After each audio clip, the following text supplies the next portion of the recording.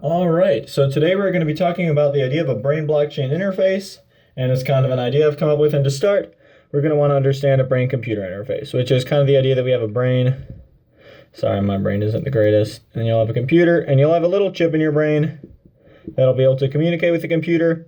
And basically, you'll just be able to beam stuff to your brain through the cloud because you probably don't want a memory chip in your brain because that would just take up space, and you want this to be as small and efficient as possible. And so basically you'll just be able to do things like beam songs from your van to your brain. So you'll just be able to think like, oh, play Ode to Joy. And then your hearing cortex will just start perceiving the song Ode to Joy. Or I don't know, that's just a song that came to my brain. But yeah, and you probably won't want to have it downloaded because you don't want to have like a memory thing, a storage just in your brain. So there'll need to be some sort of cloud network that is able to communicate bits basically to this that'll then be able to convert that into your brain. And this hasn't really been invented yet, but there's definitely been a lot of progress over the past decade and more progress exponentially in the field of brain-computer interfaces. So right now it's like very, very small, but progress will probably keep growing exponentially until it's possible to do something like beaming a song to your brain.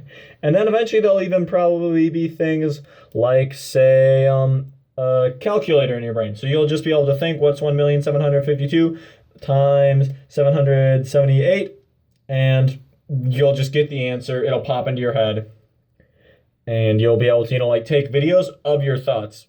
So like if you're thinking something, or not thinking something, but like what you see. So if you're going surfing, you'll be able to just think, start recording, and it'll start recording, and then you'll be able to think, stop recording, and then you'll be able to send that exact experience to someone.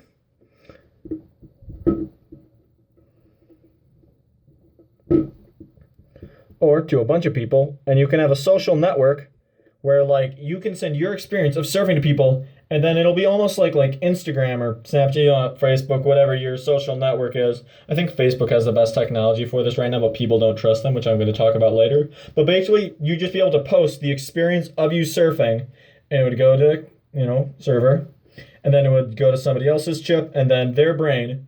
And I don't know which senses would gradually get integrated as technology gets better, but eventually they just straight up perceive that they were surfing. They would think like all their touch, their sight, and we already know the human brain is capable of perceiving things that aren't really there because of hallucinations. We just need to figure out how to manipulate that, and then once you know how to manipulate that, do it in a form of bits and bytes, and then record and send data, and your friends will literally be able to perceive you surfing and your exact experience. And then, say they're like really good at tennis. Like tennis, I'm not that great at it, but it seems like when you occasionally get that like good hit, which I almost never do, but when I do, it's like satisfying. So I'll just be able to I'll be able to perceive my friend when they do really good at tennis. They'll be able to send their thing, and then I can perceive them being really good at tennis, and I can get that actual experience. Like I'll just straight up perceive it. And so basically that's kind of the idea of a network of brain-computer interfaces. And you'll be able to take like pictures too. Like instead of having to get out your phone, take a picture, upload it, then they'll look at their phone, get a picture. You'll just be able to think, take a picture. And then whatever your eyes currently see will be saved. Probably sent over here to storage because you don't want local storage, you want cloud storage. And then it'll be able to be sent to your friend, and they'll be able to see exactly what you see. No need for a phone. Just literally just like think it, and they'll be able to perceive exactly what you perceived. But there are a whole bunch of issues with this. Like, for example, people probably won't trust this one server and obviously there'll be other servers, but the nature of it will still be that they'll like be, by default, the one we're conceptualizing right now, which is not the network that I eventually want, but this is just kind of the base brain-computer interface. There'll be central servers that'll be able to route the data. And actually, the internet works slightly different than this. But in general, this just gives you an idea of how it will work. But people won't trust this, both because whatever companies are running these things won't, like if say it's like Instagram, right? So your brain is recorded, it's sent to an Instagram server, and then we'll just call it Brainstagram. And then Brainstagram will send it to your friends, and then your friends will be able to perceive it. Except nobody really wants Brainstagram being able to read their mind, right? And so that's one issue. Nobody wants some central company knowing what's going on in their brains. And then also hackers. Like, if you just have this and then some hacker comes here, then you're done screwed over because a hacker that has access to your freaking brain, yeah, that's not good. So a central server really is not going to do here.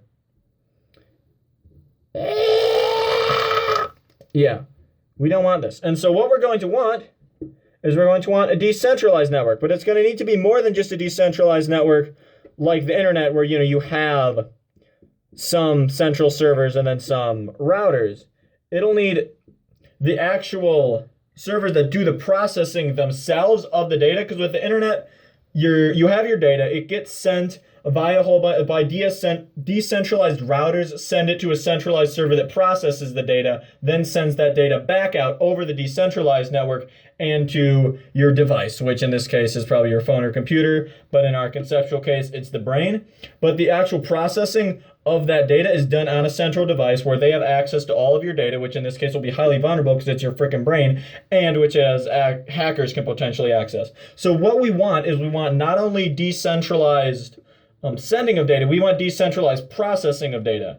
And essentially the only real way that you'll be able to do this effectively is through blockchain, which is right now used for Bitcoin. And like blockchain is going to have to get a hell of a lot better before it can do this, because it can barely even do Bitcoin. Like Bitcoin is an inefficient as hell payment network right now.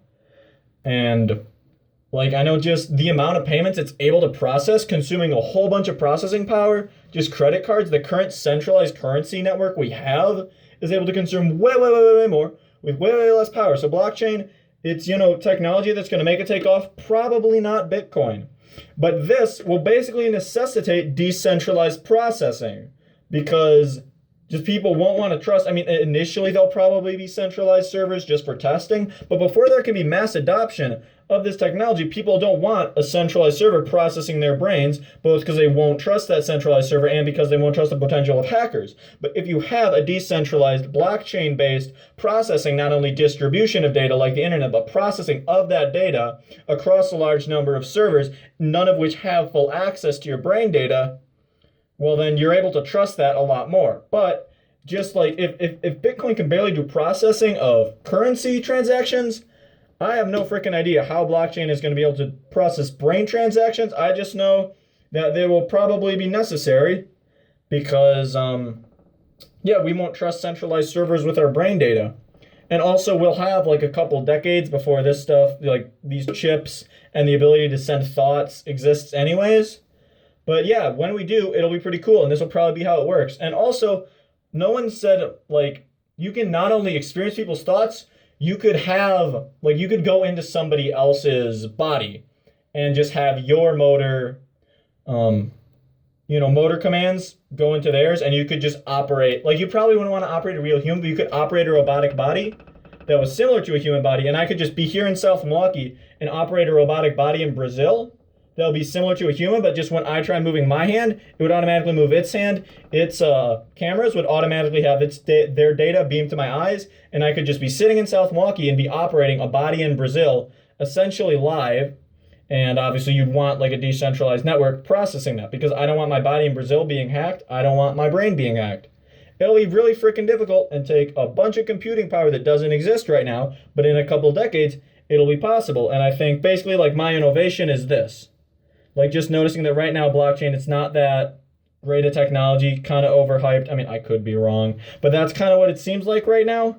But this is something that'll actually necessitate it, because it's something where the current centralized regime actually just won't work. You also could operate animals with it. So I could just like, this will be really big for tourism. I could have my consciousness beamed to a bird and then have the bird's consciousness beamed to me. And then I could just operate the bird flying over the Serengeti. And then I could get the experience of flying over the Tanzanian Serengeti without having to leave my house. And this would bring in a whole bunch of money for, like, just in general wildlife reserves. And think about, like, being able to operate the brain of a fish, right? Like, it doesn't have to be human, right? We can operate a fish brain. Or technically you need a server. But you can operate, and actually we want multiple because decentralized processing. Anyways, you can operate a fish brain and swim around in the Great Barrier Reef without losing your house. Think about how much more environmentalist movements, and by the time this technology exists, sadly, the Great Barrier Reef might be gone. But imagine how much more we'd be able to sympathize with things like, saving reefs if we could actually just go there from our houses and just experience what it's like to be wildlife instead of it just being a luxury for the rich who can fly to Australia. Right? I mean, that would be amazing. And that's the kind of thing that'll be enabled by this computer brain interface technology. Oh yeah, also going to space. There'll be lag, but you'll be able to operate a robot in orbit without leaving your house. So that'll be kind of dank. But yeah, all of this, you won't be able to trust centralized servers because it's the vulnerability of hacking. It's not like your computer got screwed up. It's your brain got screwed up. That isn't going to be tolerable, which is why we're going to need blockchain.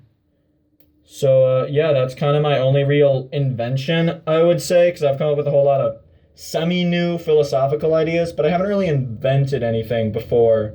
Like I might after I turn in after this, but I just want to document that I kind of have an invention before I turn 18. So yeah, here it is. Cool. I hope this will one day come to exist. Bye.